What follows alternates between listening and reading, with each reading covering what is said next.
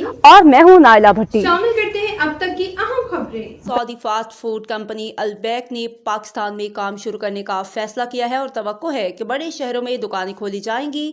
وزیر تجارت جام کمال خان نے ہفتہ کو جدہ میں کہا۔ وزیر نے البیک کے پلانٹس کا دورہ کیا اور وہاں کام کرنے والے پاکستانی ملازمین سے ملاقات کی۔ دورے کے دوران البیک نے تصدیق کی کہ مفاہمت کی یادداشت MOU پر دستخط کے بعد پاکستان میں آپریشن شروع کرنے کا اس کا منصوبہ آخری مراحل میں ہے۔ ہفتہ کو یہاں جاری ہونے والی ایک پریس ریلیز میں کہا گیا ہے کہ پہلی بار میڈ ان پاکستان نمائش کے دوران ہونے والی بات چیت کا محور کاروباری تعاون، سرمایہ کاری کے مواقع اور پاکستانی مارکیٹ میں سعودی برانڈز کے داخلے پر تھا۔